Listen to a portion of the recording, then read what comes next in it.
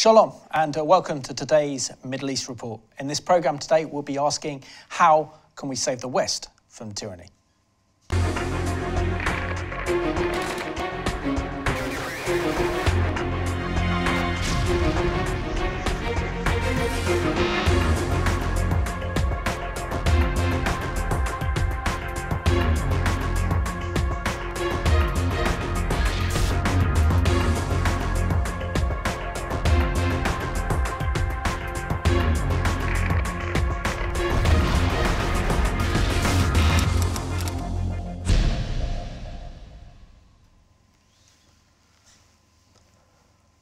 Warm welcome to the programme. My guest today is Kenneth Abramowitz from New York. His organisation is Save the West. Kenneth, warm welcome to the Middle East Report. Thank you for having me. And Kenneth, can you share something about your background? You were born in the States. Can you share something about your life growing up as a Jewish boy in the States and the freedom that the United States offered you? Sure. America's a great country. Absolutely. And I'm a proud American. And I have the pleasure of being 67 years old. And I've been working for 40 years in the financial services, in particular in the healthcare industry. I'm a professional business analyst in the healthcare field. And I also invest in the healthcare field. I now manage two funds, a healthcare venture capital fund, where I think long-term, and a healthcare public equity fund where I think short-term. So I'm a businessman who knows how to think both short-term and long-term. And I've spent 40 years analyzing and assessing the healthcare industry. So where did you get involved in Israel advocacy, political advocacy, and then realize that, that there's a role for you to play? Yes, there were two defining moments in my career outside of healthcare. And that is about, 9/11, which was a trauma to everybody in Western civilization.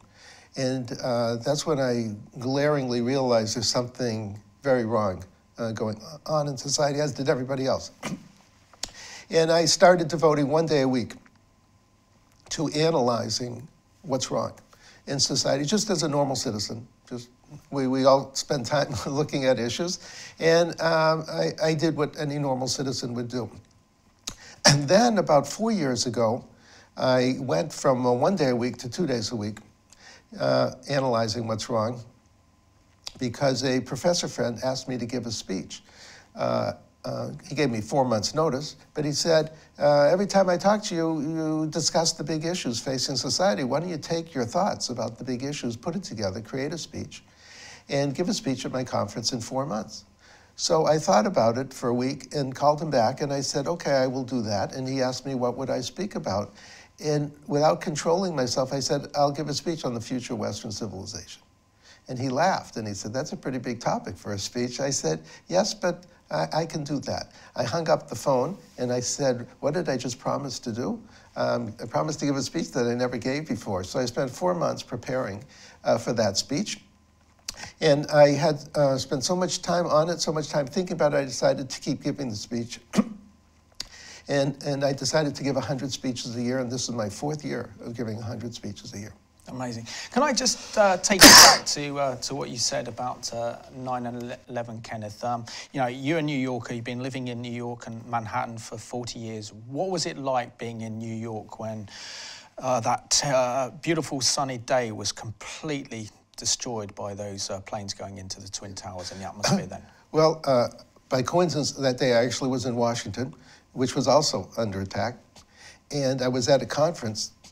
I was working that time for the Carlyle Group. And we had a big conference with 500 people. And I walked into the conference hall for this normal business event. And on the screen was the planes hitting the World Trade Center. And needless to say, the conference was ended at that time, and everybody fended for themselves, basically, to get out, because we didn't know what was happening. We just knew what we saw on the TV, and we knew there was something in New York, and we knew something in Washington. And it set off a scare in the country, of course, and in me as an individual. And so that was a very momentous day for me. And I made the decision to do something about it. Not that I'm just an individual citizen, but as an individual citizen, I made the decision to do something, and in particular learn why did this happen and what should our response to be. Whenever I look at problems, I look at it from the healthcare industry, I look at it like a doctor.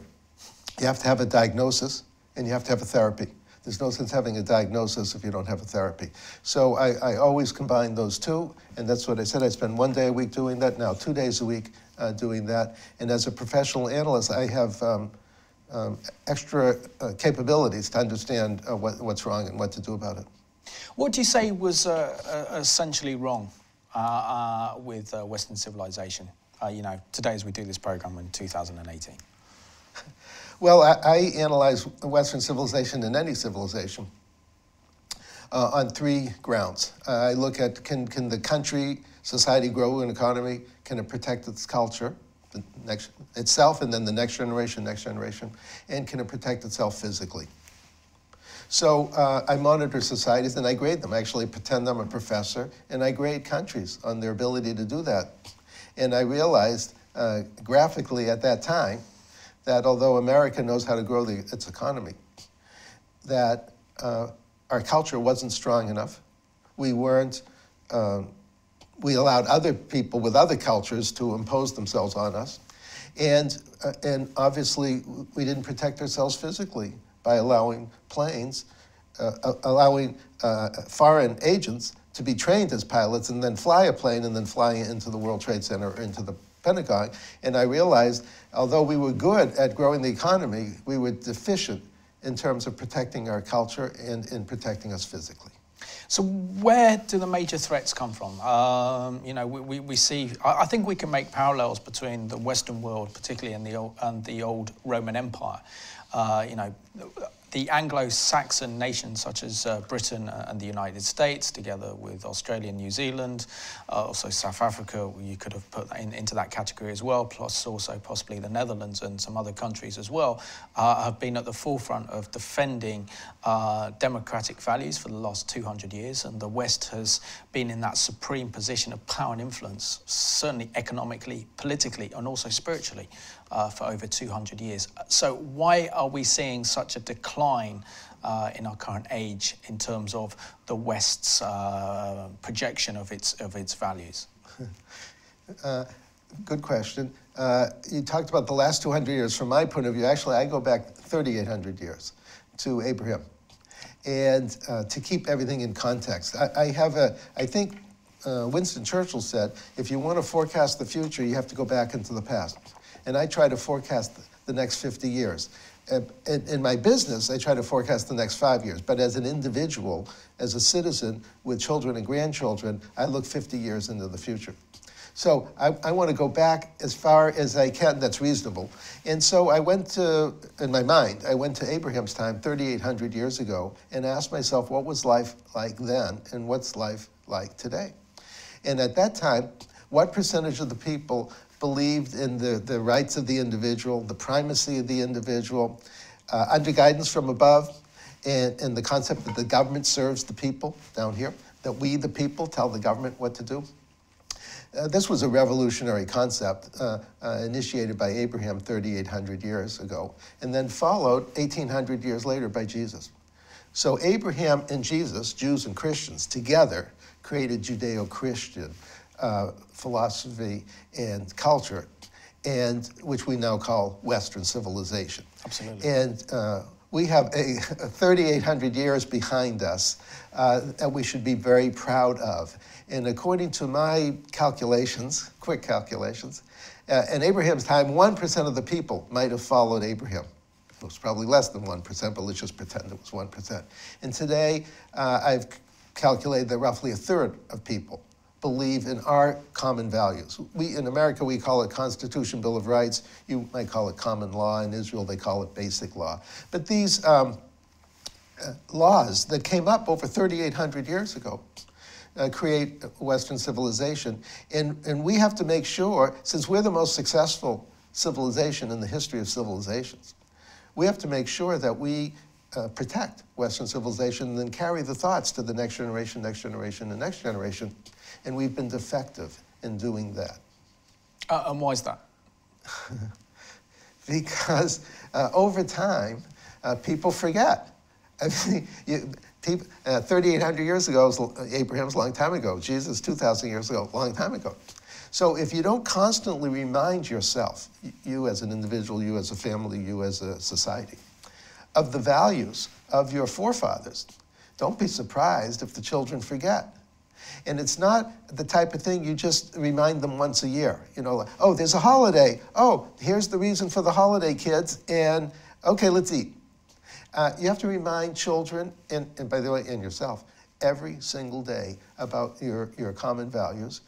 And you have to project them as an individual, as a society, to people around you so that they remember also our common heritage. And so I'm just saying, after years and years and years, people get lazy and they forget, and there's other issues they focus on. And we forget our common values, then we don't protect those values. I mean, if we go back in history and to the Second World War, and Britain and the United States were very much engaged in a struggle against Nazi tyranny and domination of Europe and the world. Our nations came together through a call of national prayer, also led by Roosevelt, President Roosevelt, and also by our king as well, King George. And there was a sense that the only person, or the only help that we could have would come from God Almighty himself. And our nations were very much Judeo-Christian in their heritage. But since then, we've seen this huge decline in our Judean-Christian culture and our civilization, which is coming under attack. Why do you think this is so? Well, some of it just has to do with modernization. All the influences around people nowadays with social media, and people get torn apart by different theories of different people talking about different issues. Also, the traditional role of our leaders, Jewish leaders, Christian leaders, has been defective, and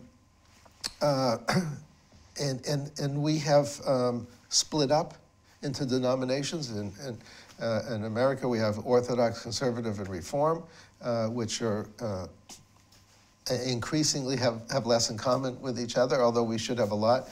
In Christianity, there's lots of different denominations that should come together, but they go in different directions.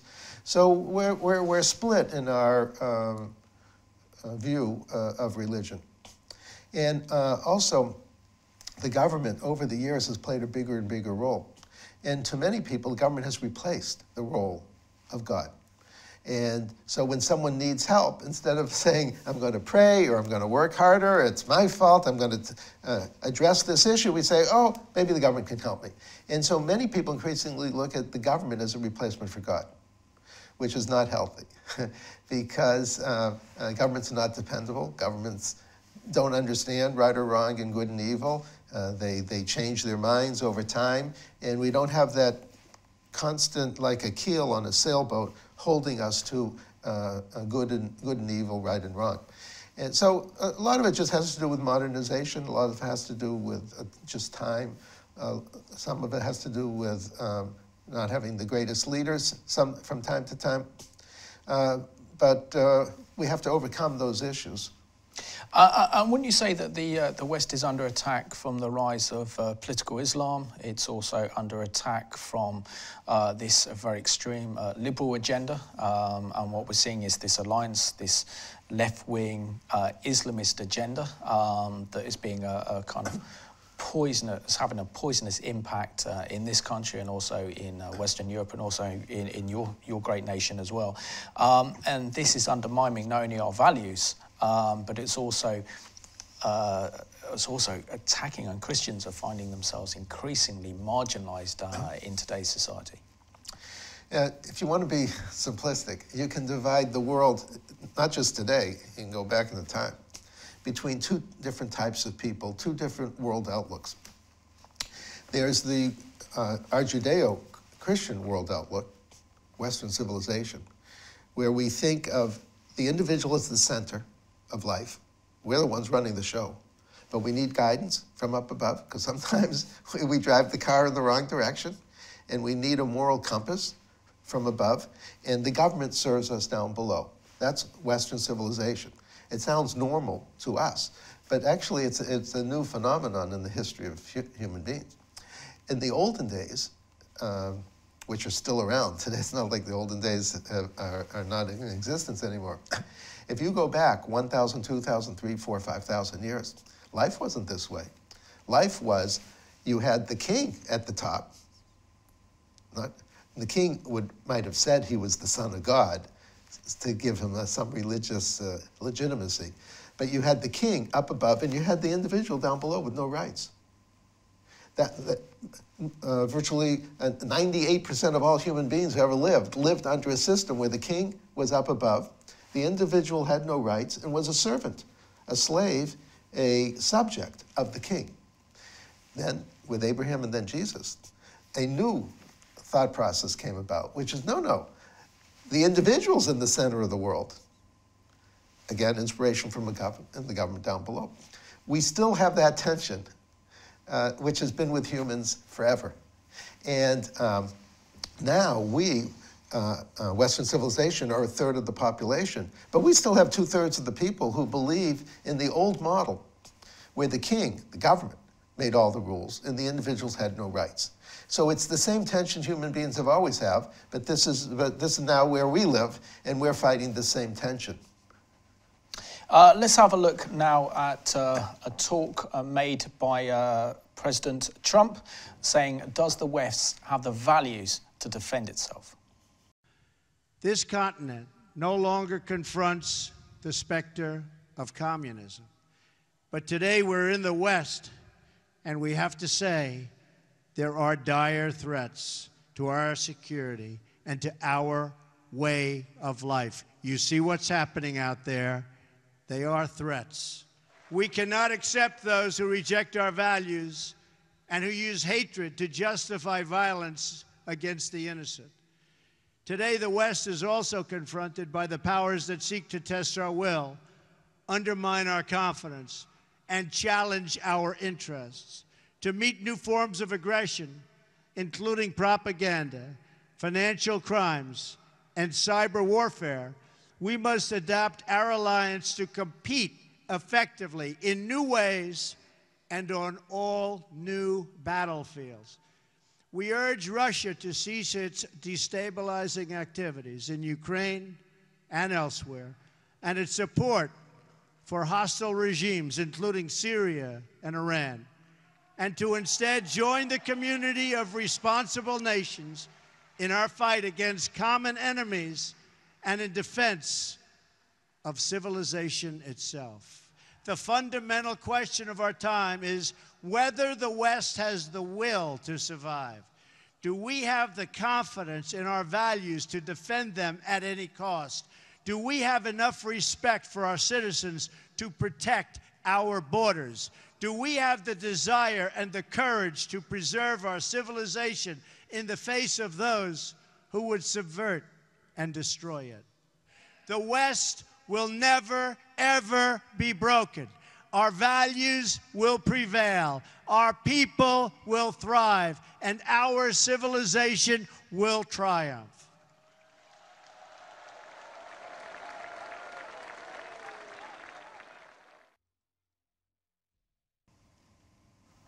And that was President Trump speaking last year at a NATO summit. Kenneth, President Trump raises a very, very important question, and that is, does the West have the will to survive? And what difference is he making now that he's president? Well, that speech was excellent. I could have written it. He didn't ask me to write it, but I could have written that. And his speechwriters did a good job, and he did a good job. And he said it very well, very eloquently. Again, for any civilization to survive, we have to do those three things. Remember, you have to have a strong economy, which we do now have. Under President Obama, our economy was growing 1 or 2% a year. We're now growing 3 and soon probably 4. So we have a strong economy. I'm more worried about culture and physical protection. In terms of culture, we all have two cultures. Every society has two cultures. We have a secular culture, we have a religious culture. I think they're both important. On the secular side, we have our Constitution, Bill of Rights, our basic laws, our common laws. And on the religious side, we have Bible. And those are the two pillars that strengthen and protect Western civilization. And we have to protect both of those pillars.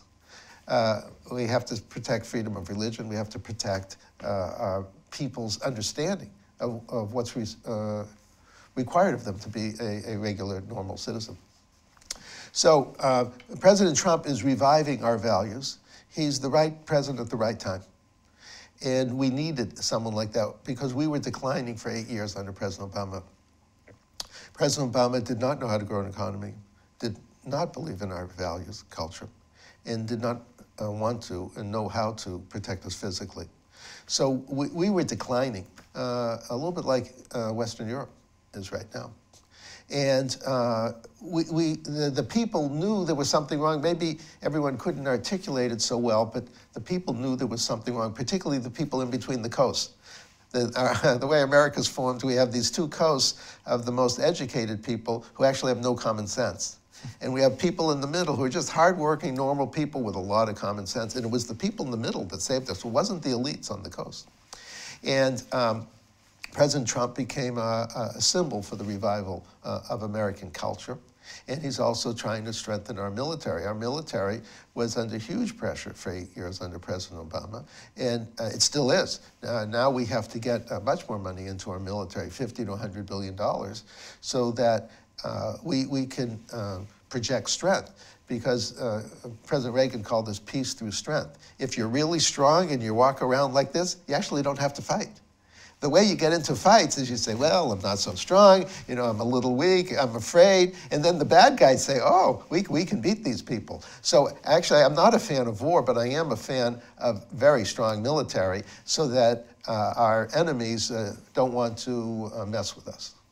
What role does Israel play on all this? Because I know spiritually, and you saying back to Abraham, and it's very, very clear in the scriptures that those who bless Israel will be blessed, and those who curse Israel will be cursed. And that Israel is a light unto the nations, and very much seems that we see the hand of God working for those nations that come against Israel. Are cursed, but those nations like your great nation, the United States, under President Obama, is the first. President Trump is the first U.S. president to actually recognize Israeli sovereignty in Jerusalem. What does that mean for Judeo-Christian heritage and the United States? Well, Israel's the eastern border of Western civilization.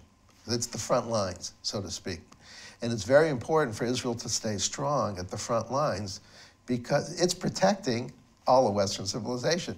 Now, I should define Western civilization for the audience.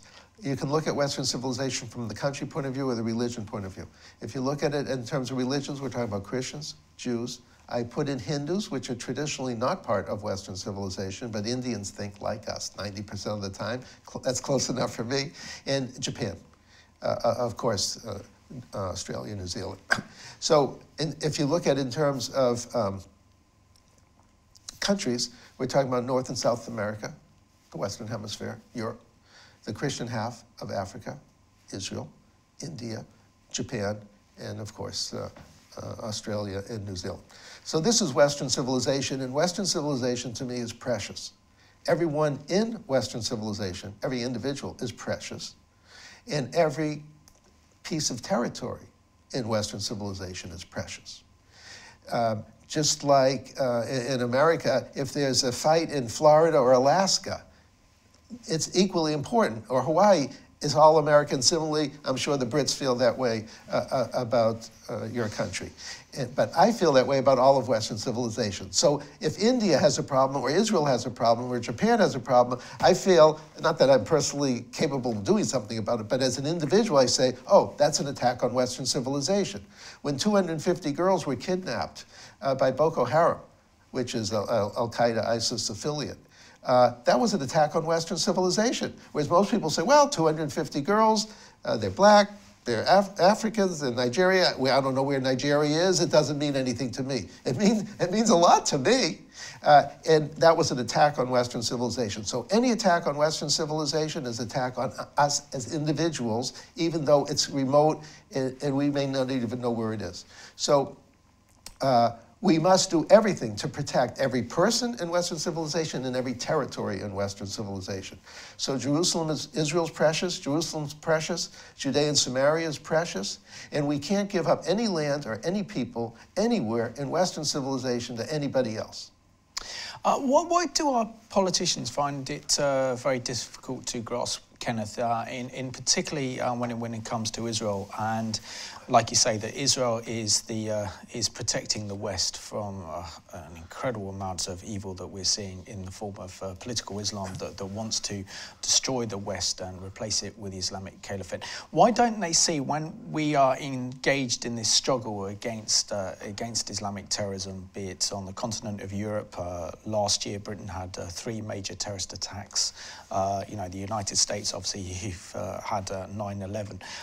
When will our politicians actually wake up and realise that Israel is central to this battle and defeating this battle, and thereby surrendering Israel and pushing through a so-called two-state solution, when the other side, the Palestinians, have no desire to have a genuine peace with Israel, but want to use that as a springboard in order to attack Israel when they gain military momentum, realise that Israel is key to winning this battle? That's right. There's a number of reasons for this problem. First, humans being humans, we look at the problems facing us that we can see. So we're sitting in England, and Israel's over there, or we're sitting in America, Israel's over there, and we go, well, it's not my problem. Or someone's Christian and say, oh, there's a problem with Jews, it's not my problem. Or someone who's Jewish and says, oh, there's a problem with Christians, it's not my problem. Or someone's Catholic and some Protestants get hurt, oh, it's not my problem, or the converse. No, it's all of our problems.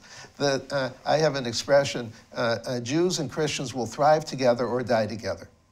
And so every Christian is precious, and every Jewish person's precious, and everyone in Western civilization is precious, and we have to defend ourselves in every possible way from the enemies of Western civilization. So I have a joke. It's not a funny joke. It's a sad joke.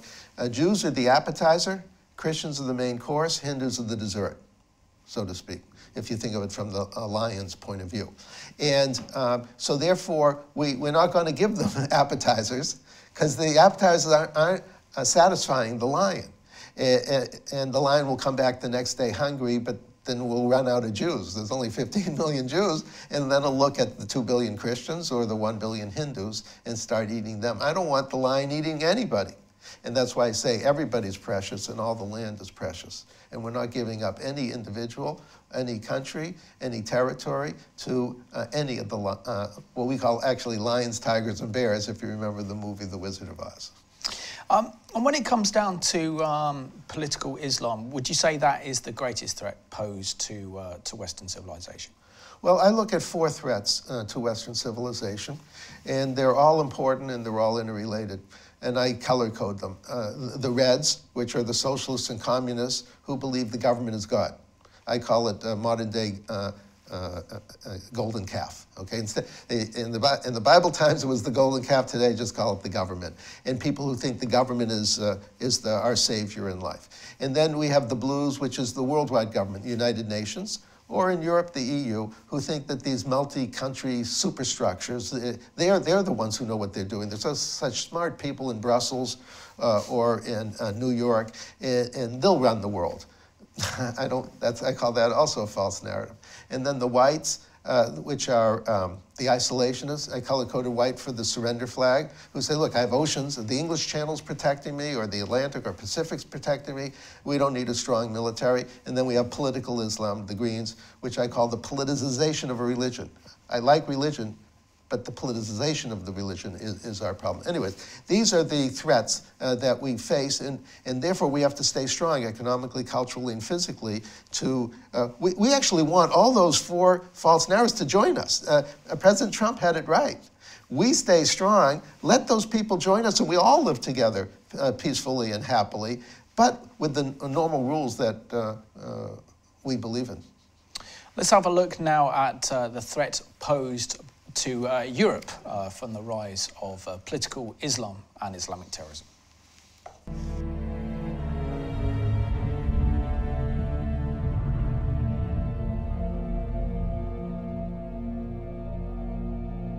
We've already seen in Europe a number of severe terror attacks. The explosion blew the top deck apart, the roof was sheared off. And many other attacks have been thwarted by their authorities. You're looking at an attempted suicide bomb attack, not in Iraq, but Glasgow Airport. What we're seeing in Europe are both the cultural and violent jihad strategies at play, which is why many believe Europe is on the verge of a breakdown.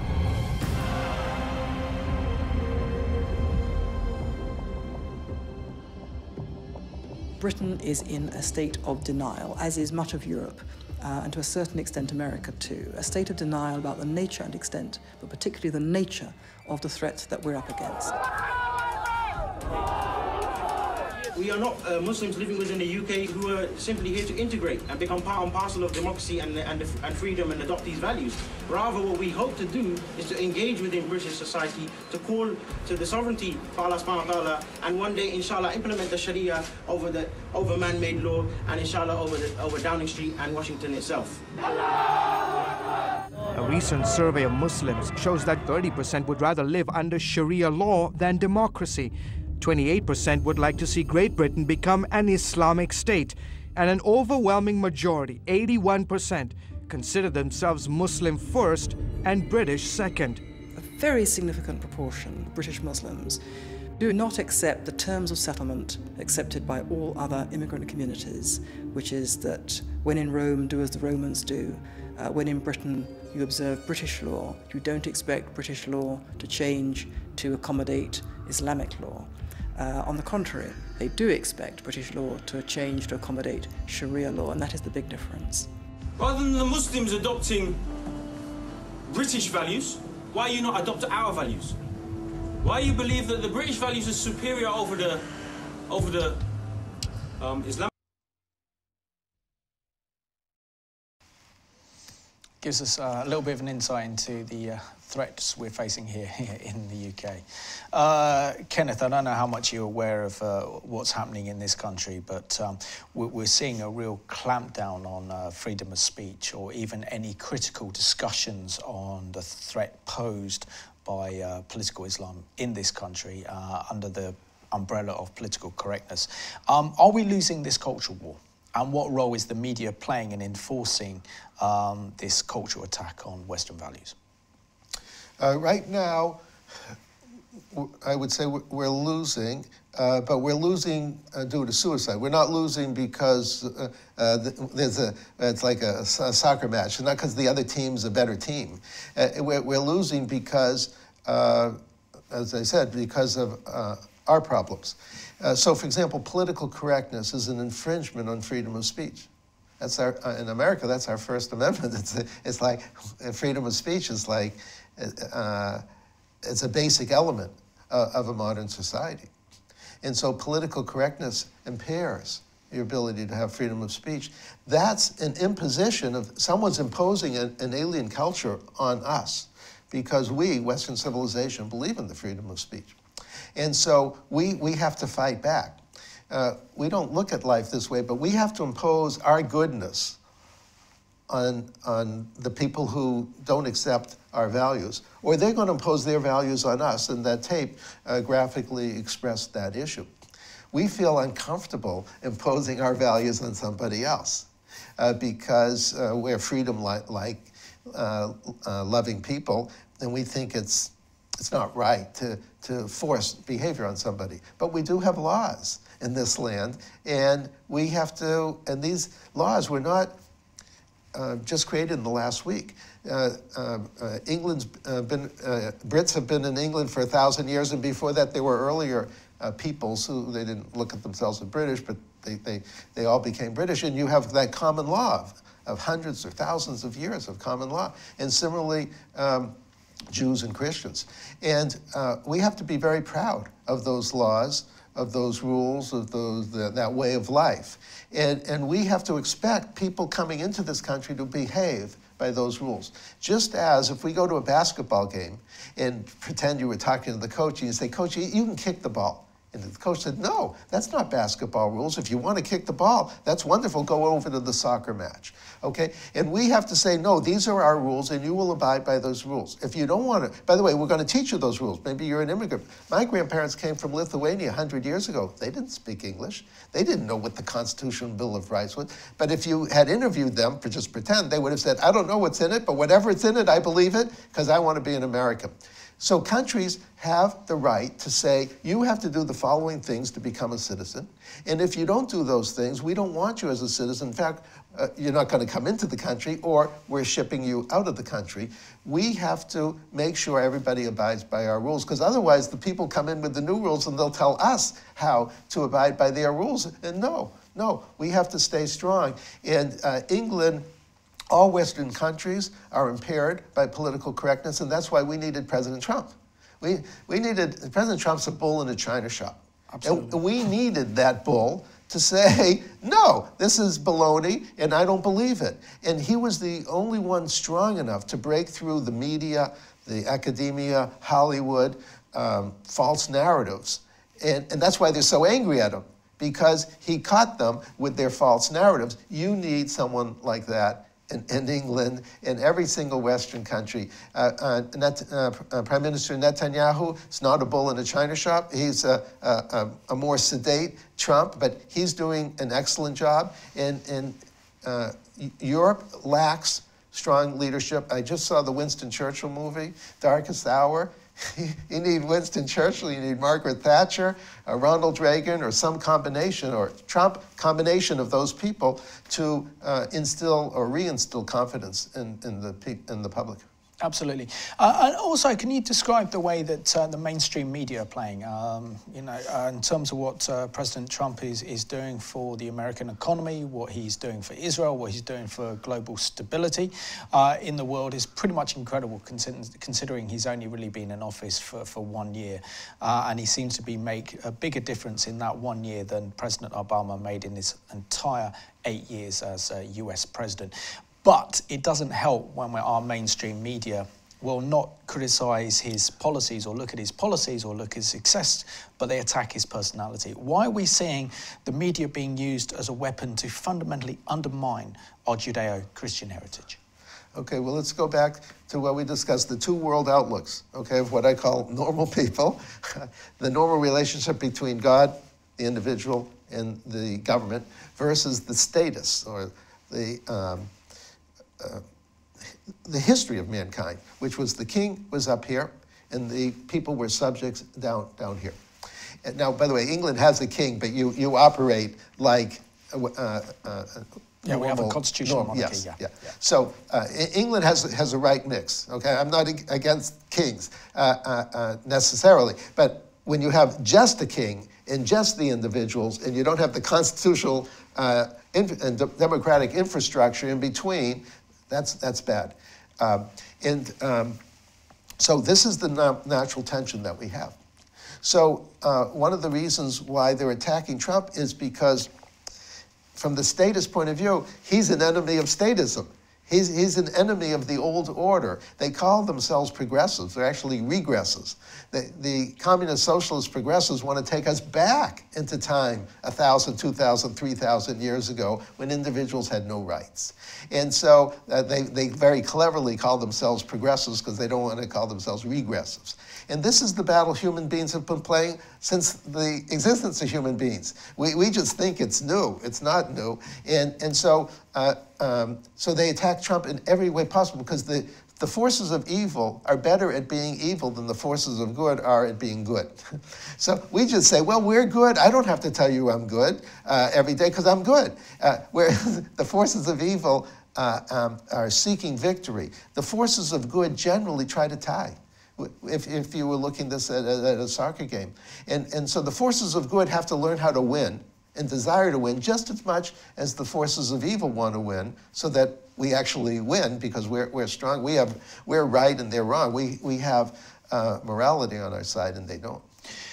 When we see an alarming rise of Jew hatred, and we're certainly seeing that on the continent of Europe, I think when statistics are produced by the CST, who look after the security of the Jewish community, we realise that in the last few years we've seen almost record number of anti-Semitic incidences.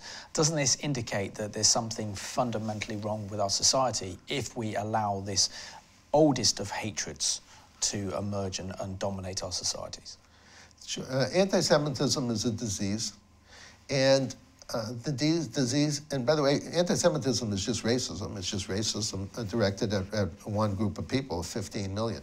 And all Western societies have passed laws over the years saying that racism is illegal.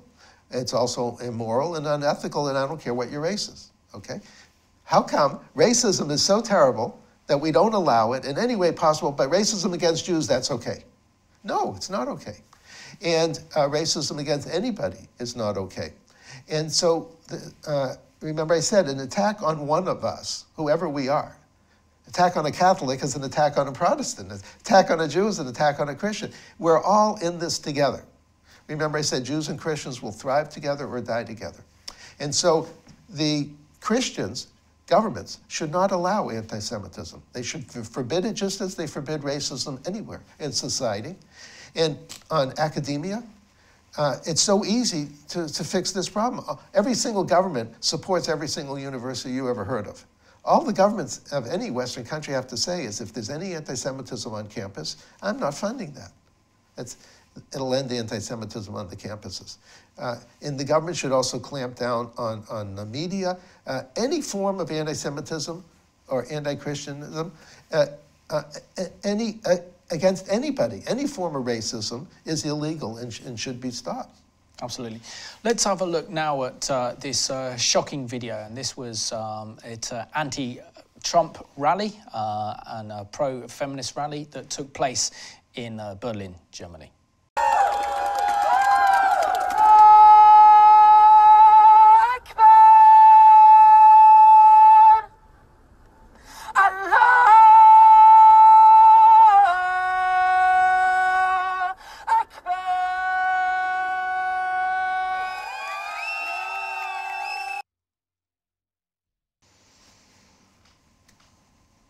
Kenneth, I'd like to know your reaction to that protest, which was an anti-Trump protest organised by feminists in Germany, and one of the leaders there shouting Allah Akbar, which we know that political Islam does nothing to defend the values of women. So why are these extreme feminists then aligning themselves with political Islam against Trump and what they claim white supremacy?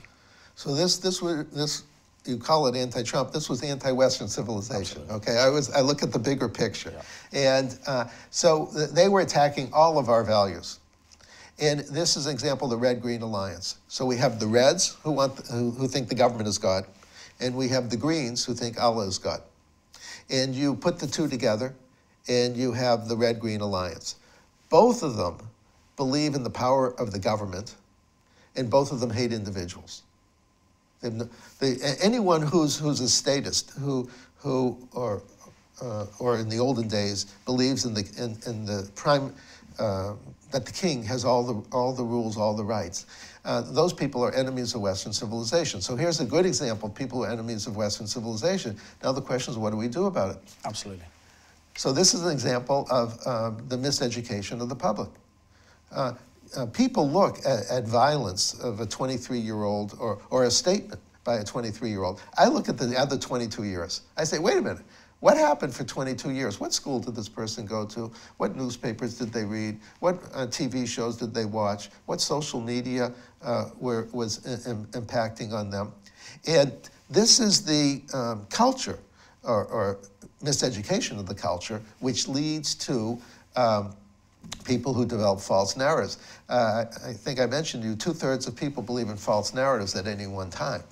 So this is a constant battle in human beings. By the way, in Abraham's time, 99% of the people believed in false narratives because everyone was a pagan at that time. And so it's a failure of society, failure of the educational system, failure of the religious system, failure of the immigration system, failure of the deportation system. People who come to England or America, any country, and say, I'm going to change your laws to my laws, out.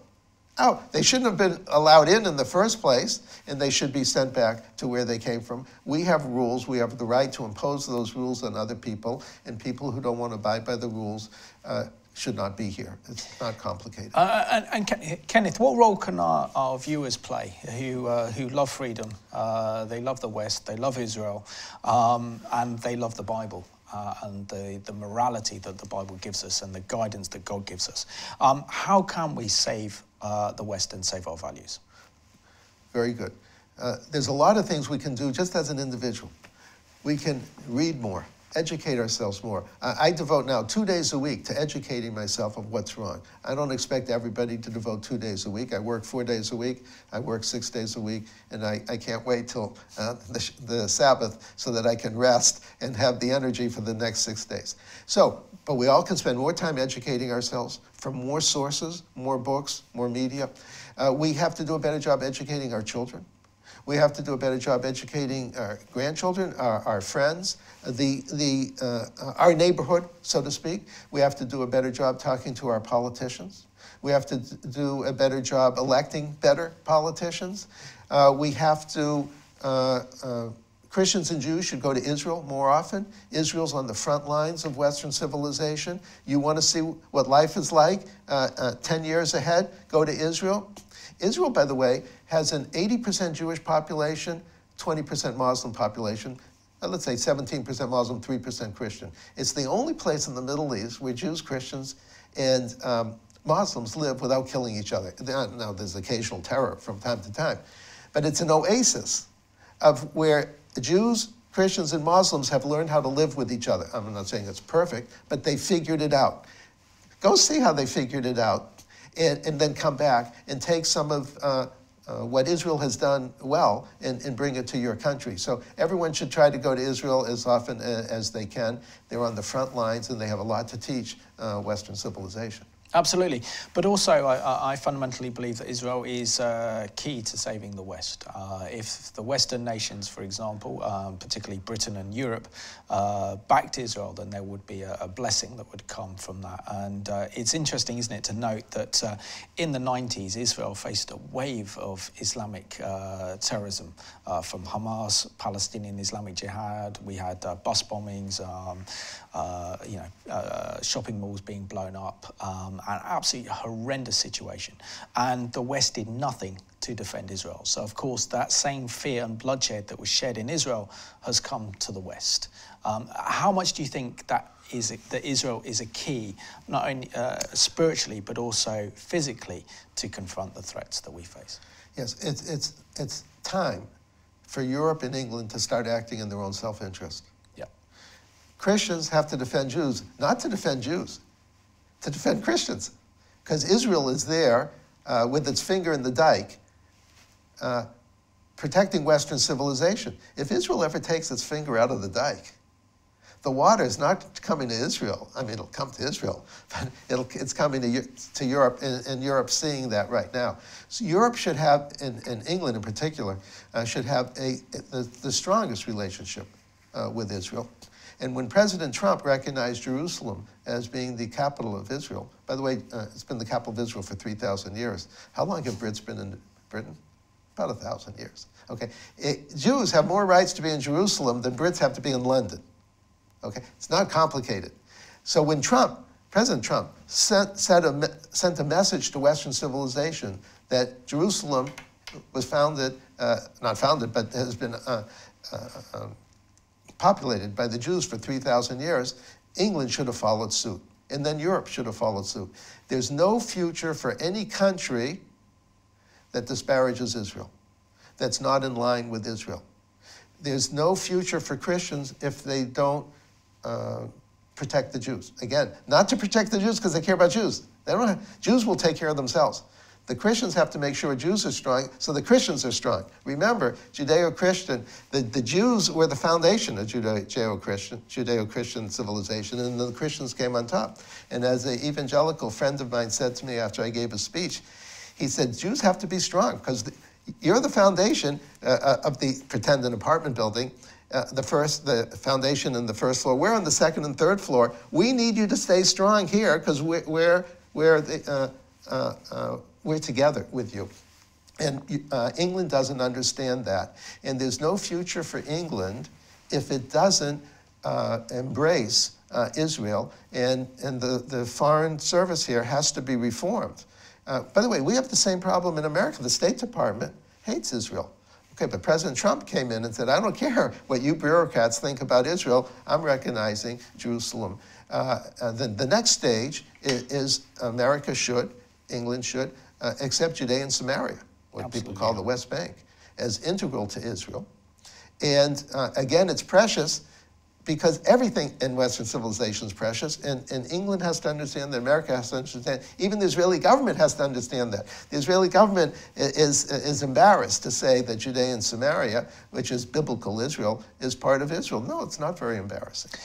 Kenneth, in 30 seconds, what impact do you think that President Trump can have on defending Western values, and can he lead other nations, such as our nation, Great Britain, to follow in his footsteps within 20 seconds? Yes.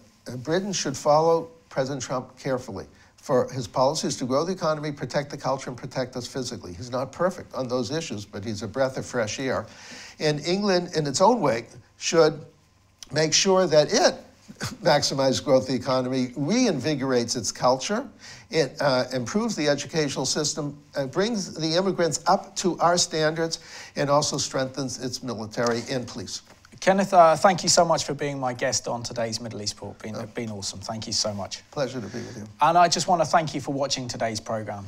We all have a role to defend the West, and we can do that by praying and standing up for Judeo-Christian values and not being ashamed of them, but being bold in declaring them, as it's important that we see a restoration of Western values, and they are biblical values. So thank you for watching today's Middle East Report.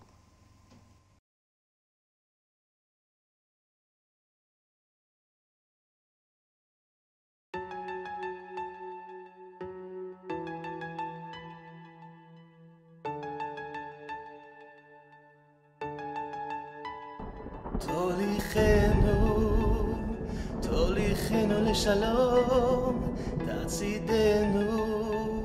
תעצידנו לשלום. Oh, another face smiling right through me from the pages of an obituary. I know we have never met, yet I grieve your future lost. I will remember I'm a Jew, so I choose life. I won't let hatred turn me bitter. They can try to stab with blades, to stab with words, but I'm no quitter. I'm a Jew, so I choose life. Circles of song, we sing of hope. When faced with terror, we stand strong. We build our land, yes, we will cope. Another silent cuts into my heart so deep. I wonder who is next to bleed one's future on the street. We pray to God, please guide us safely on the way.